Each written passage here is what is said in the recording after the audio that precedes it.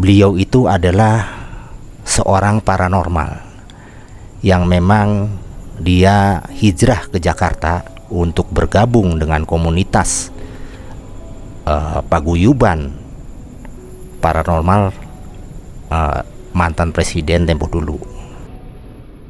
Entah apa gitu yang ada dalam diri dia sehingga terjadi kebutaan yang total. Sama sekali tidak bisa melihat apapun. Kondisi di Jakarta itu, apalagi di wilayah dia praktek, itu tempatnya, kancahnya peperangan spiritual yang dimana ada persaingan sangat berat sekali.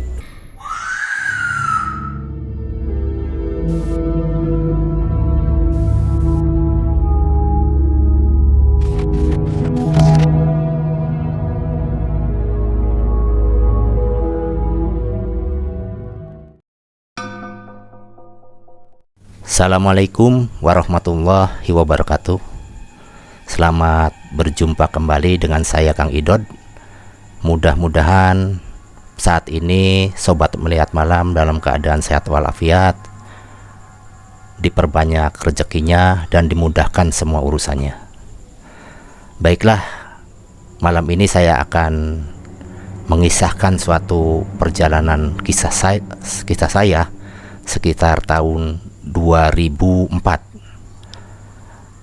Ceritanya berkisar seorang sahabat saya yang kemudian dia juga sebagai paranormal dari suatu komunitas paranormal mantan presiden tempo dulu yang terkena santet oleh komunitas lainnya, sehingga dia mengalami kebutaan, kemudian mengeluarkan darah dari mulut dan dari duburnya, sehingga mengalami hal yang sangat tragis. Dan pada saat itu saya sempat mendampingi dia hingga akhir hayatnya. Demikianlah ceritanya. Saya masih ingat sekali waktu itu sekitar di bulan Juni tahun 2004. Kala itu memang teman saya itu sebut saja namanya Arpan. Arpan dulu memang pernah bertetangga dengan saya di masa 10 tahun silam.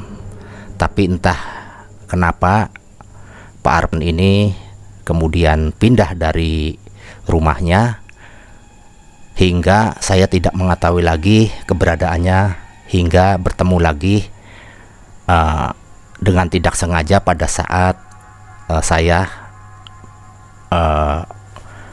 mengunjungi suatu pernikahan teman saya. Dan disitulah perjumpaan saya dengan Pak Arpan untuk kedua kalinya, di mana sudah hampir 10 tahun tidak pernah berjumpa lagi. Pada saat itu sekitar pukul 11 siang, saya beserta istri saya sedang kondangan mengunjungi satu sahabat saya yang menjalani pernikahan. Dan disitulah saya secara kebetulan bertemu dengan teman yang sudah lama sekali tidak berjumpa, yaitu Bapak Arpan. Akhirnya kami saling bersalaman, berpelukan, dan mengobrol karena sudah lama sekali kita kangen dan tidak pernah berjumpa. Singkat cerita, hasil dari pertemuan di suatu pernikahan tersebut, kami melanjutkan pertemuan selanjutnya, yaitu berkunjung ke rumah Pak Arpan. Selepas Isya, kami mendatangi rumah Pak Arpan yang kebetulan kami dikasih alamatnya, dan dia tidak jauh dari rumah saya, kurang lebih 1 kilometer lah. Akhirnya saya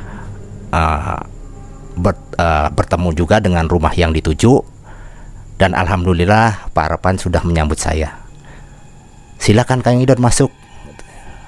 Ya, terima kasih. Akhirnya kami berjabat tangan, saling berpelukan.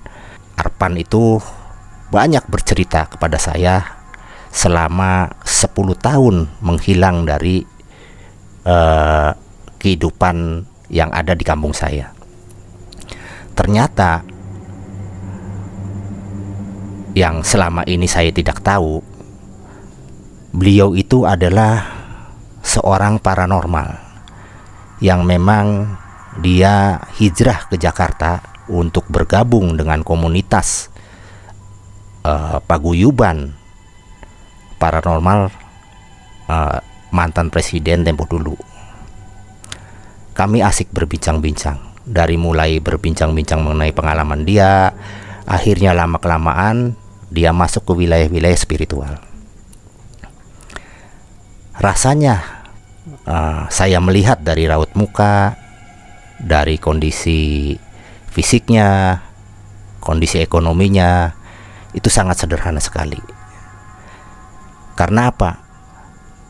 Selama ini pekerjaan dia yang memang ada di Jakarta, yang bergabung dalam komunitas paguyuban paranormal itu, sedikit perlahan demi perlahan mulai guncang, mulai ditinggalkan. Karena ya saya maklum lah, karena pembinanya memang sudah tidak aktif lagi. Akhirnya pulang lagi ke Cirebon dengan meninggalkan pekerjaan yang memang pada saat itu mungkin cukup lumayan penghasilannya.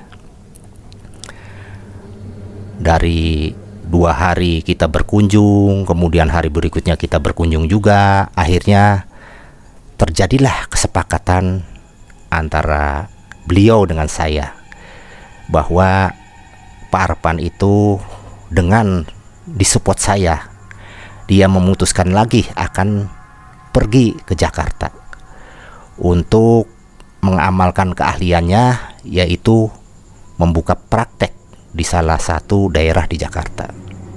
Tapi dengan kesepakatan bahwa Pak Arpan itu harus didampingin saya. Waktu itu saya memang belum bisa meninggalkan kota Cirebon karena memang pekerjaan saya waktu itu belum siap untuk saya tinggalkan. Tapi karena berhubung Pak Arpan ini sudah sangat sekali ingin melakukan pekerjaannya sesuai keahliannya, akhirnya dia memutuskan untuk mengawalinya sendiri pergi ke Jakarta. Setelah memutuskan akan pergi ke Jakarta dengan komitmen bahwa saya 3 bulan kemudian setelah pekerjaan saya di Cirebon selesai, saya akan turun ke Jakarta untuk menemani dia. Pak Arpan berangkat didampingin oleh saudaranya menuju Jakarta, dan kebetulan sekali karena di Jakarta ini dia sudah terbiasa dengan orang-orang di sana, dengan beberapa komunitas yang sudah tersebar. Akhirnya dia mendapatkan suatu tempat. Bahkan 1 bulan sudah berjalan, itu dia membuka 2 tempat praktek di Jakarta. Dan alhamdulillah pasiennya sangat banyak. Bahkan dia sering menelpon saya bahwa kalau dia praktek itu sampai pukul 12 malam karena saking banyaknya. Kebetulan pasien-pasien Pak Irwan itu orang-orang yang kelasnya menengah ke atas. Jadi kadang juga dari orang-orang Tionghoa, ada yang juga dari Malaysia, ada yang juga dari Singapura, dan semua sudah difasilitasi oleh rekannya yang di Jakarta. 1 bulan berlangsung, 2 bulan berlangsung, dia mengontak saya agar saya cepat mengunjungi dia dan membantu pekerjaannya. Namun apa boleh buat, pekerjaan saya tidak selesai waktu itu dan banyak yang tertinggal. Akhirnya 3 bulan yang sudah dijanjikan, yang kita sepakatin, Pak Arpan juga akhirnya mengontak saya. Namun apa yang terjadi? Saya sangat menyesal. Bukan saya mengingkarin janji saya, tapi ini pekerjaan ini harus selesai, kata saya itu. Saya minta tempo 1 bulan lagi lah, karena kalau ini ditinggalkan saya punya tanggung jawab yang sangat besar untuk meninggalkan pekerjaan ini. Menurut cerita Pak Irwan, dari satu tempat ke tempat lain, karena buka 2 tempat, akhirnya dia sangat kelelahan sampai dia lupa mengontak menghubungin komunitasnya yang ada di Jakarta. Menurut pengakuan dia, bahwa nantilah kalau sudah Kang Idot datang ke saya, kemudian pasien sudah ramai, baru kita akan mengunjungin komunitasnya lah, agar semua permasalahan baik fisik maupun non fisik yang ada di pekerjaan dia bisa di cover oleh komunitas dia. Karena apa? Saya memaklumin kondisi di Jakarta itu tidak seperti di kota-kota lain.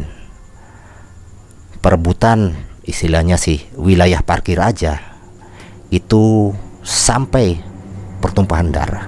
Apalagi di Jakarta itu banyak komunitas. Jadi klan-klan yang tergabung dalam komunitas paranormal. Itu beberapa grup ada di sana. Jadi karena wilayah daerah yang dimasukin Pak Irwan ini kemungkinan itu punya wilayahnya komunitas lain, sehingga akan bersinggungan. Dan apa yang terjadi? Memang demikian. 3 bulan sudah menjelang pekerjaannya, ternyata sakit. Dia mengontak saya agar saya segera ke Jakarta untuk mendampingin dia. Namun kembali saya bukan menolak ya, jadi pekerjaan ini memang tidak bisa ditinggalkan. Akhirnya setelah saya kontek-kontekan, ternyata mengalami kebutaan di sana. Saya waktu itu hanya berpikir sederhana, mungkin dia hanya kelelahan, apa kecapean gitu. Tapi setelah kemudian penyakit itu berproses, Pak Irwan kemudian berobat ke salah satu rumah sakit di Jakarta, tidak kunjung sembuh. Bahkan dia merasa bahwa ada sesuatu dalam dirinya. Akhirnya dia menghubungi komunitasnya. Ternyata komunitas yang dulu dia tergabung menolak. Karena apa?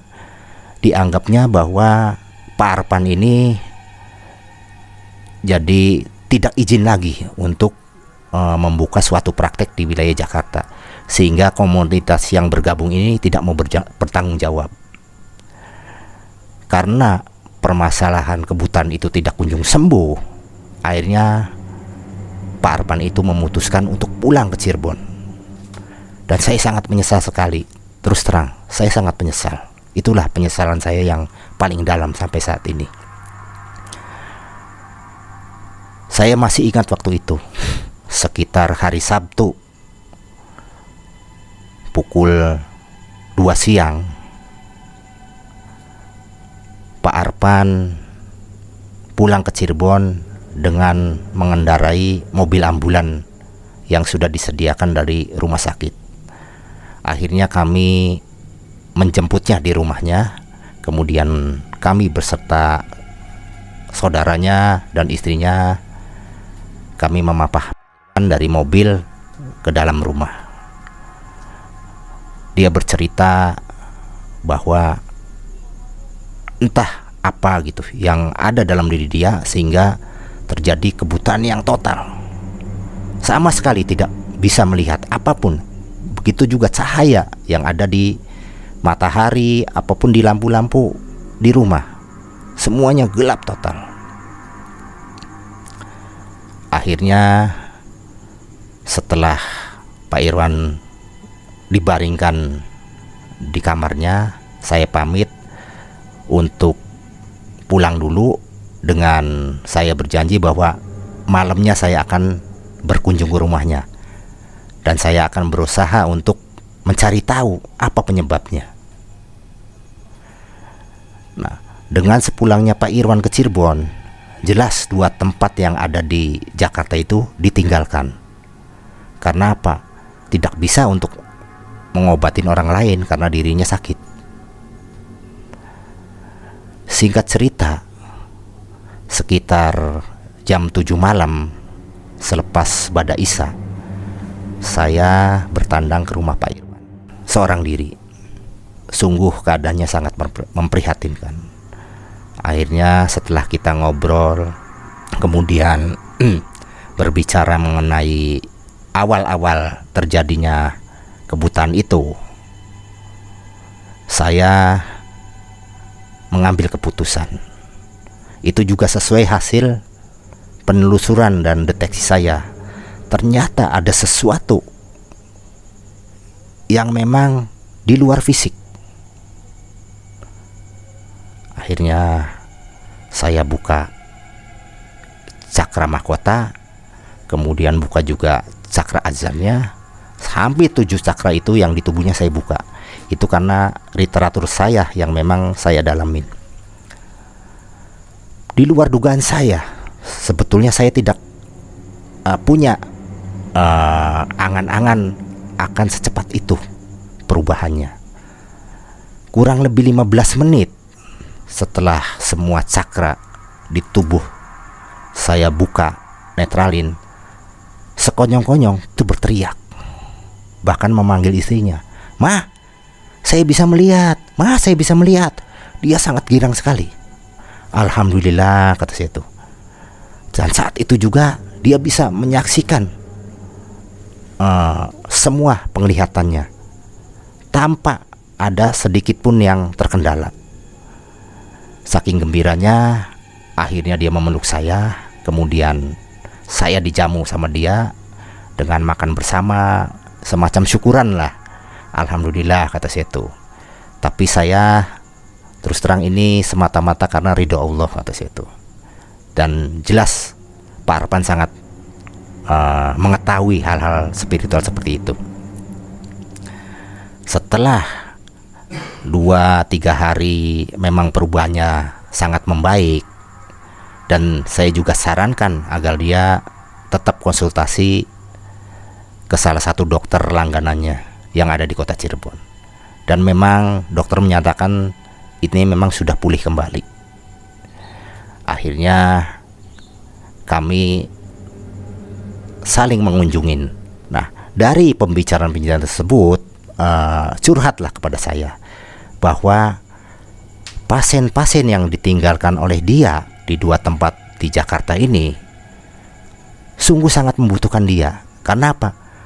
Belum secara tuntas pasien-pasien itu sembuh. Masih banyak yang memang baru 2 kali, 3 kali sesuai metode Pak Irwan.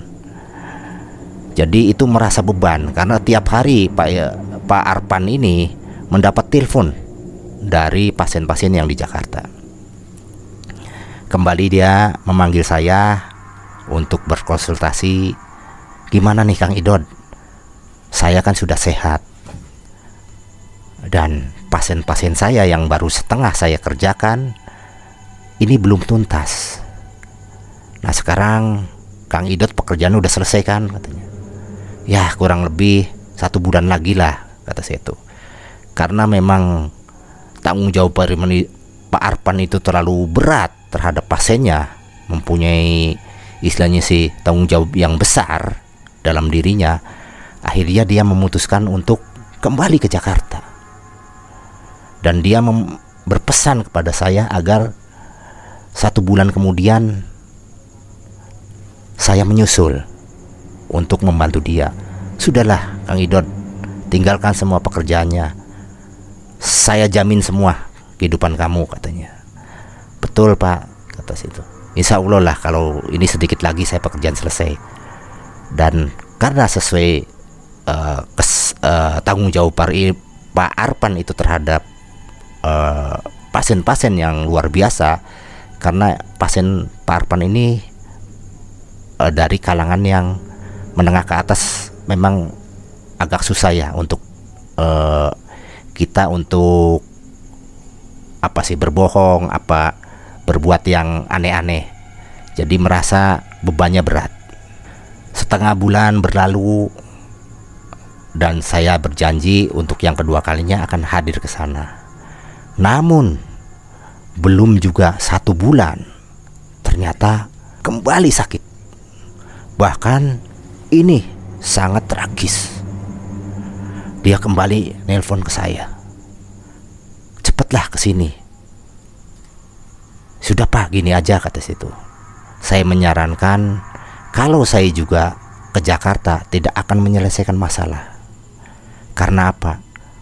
Kondisi di Jakarta itu, apalagi di wilayah dia praktek, itu tempatnya, kancahnya peperangan spiritual yang dimana ada persaingan sangat berat sekali. Hingga saya menyarankan kepada Pak Arpan itu agar pulang ke Cirebon.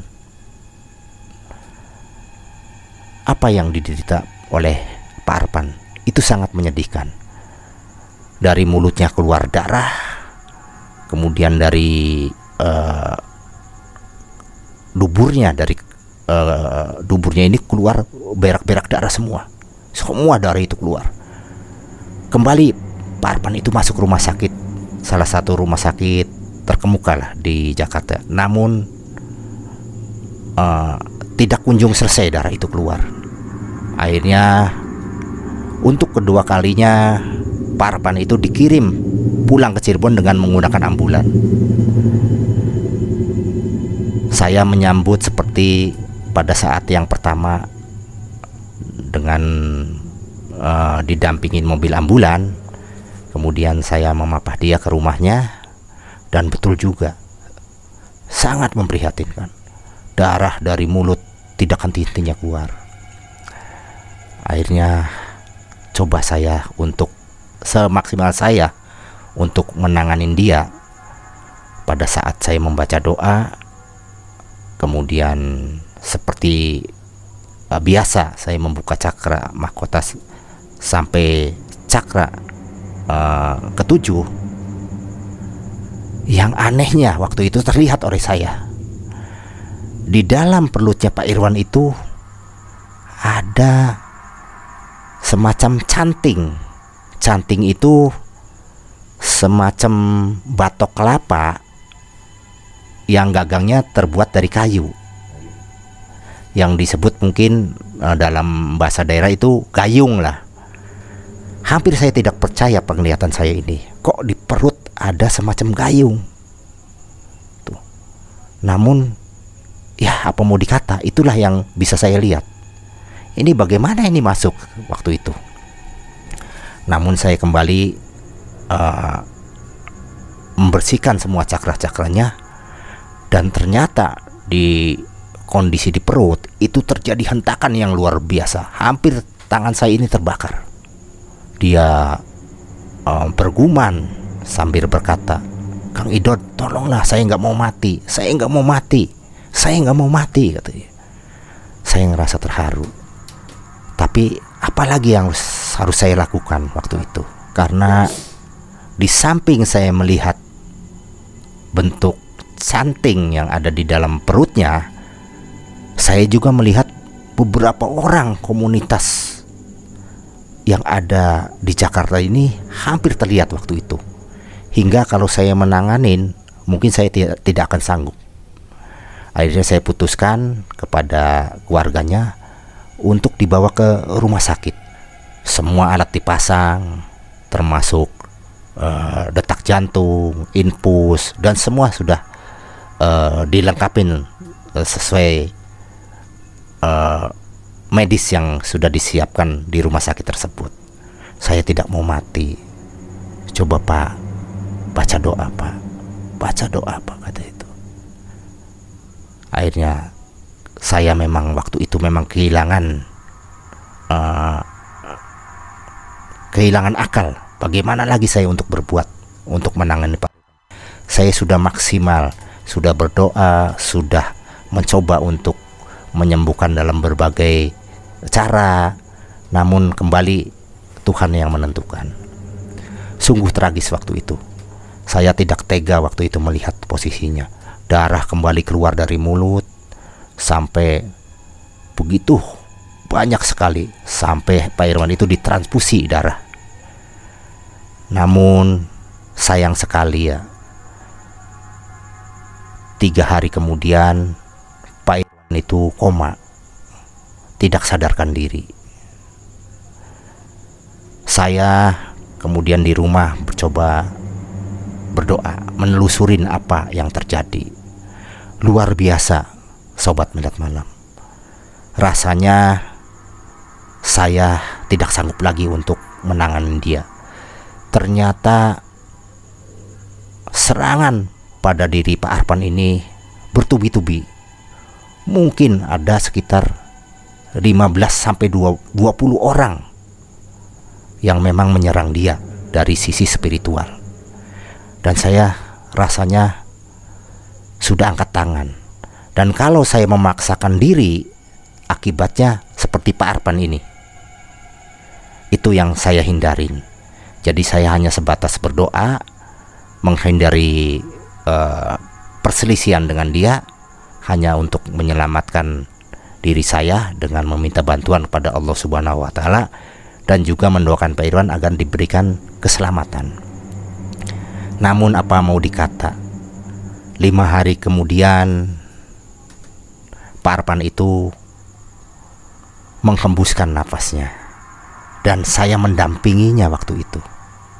Sungguh sangat menyesal sekali waktu itu. Kenapa tidak sejak dari awal saya mendampingi dia? Namun apa mau dikata, takdir memang adalah ketentuan Tuhan.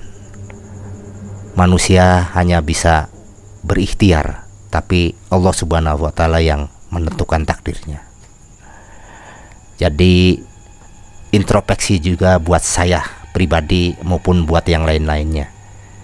Hati-hatilah kalau kita berpraktek di tempat orang, apalagi di kota besar, karena waktu itu lagi musim-musimnya kelompok komunitas yang memang ada di Jakarta untuk mencari pundi-pundi lah. Nah, disitulah terjadi persaingan yang rapat sekali. Dan kalau kita persaingan seperti fisik, seperti rebutan lahan, perebutan parkir, kita bisa sembunyi, bisa lari lah. Tapi kalau urusannya seperti ini, kita mau sembunyi kemana? Kita mau keluar kota, tetap aja urusan santet itu pasti mengenai sasarannya. Itulah yang saya alami hingga saat ini. Perasaan itu sangat membekas, dan saya sebagai pelajaran buat saya pribadi maupun bagi yang lainnya. Demikianlah mungkin Sobat Melihat Malam, itulah perjalanan saya di tahun 2004. Mudah-mudahan tidak akan terjadi lagi. Demikian saya akhiri cerita ini. Mudah-mudahan ada hikmahnya. Wassalamualaikum warahmatullahi wabarakatuh.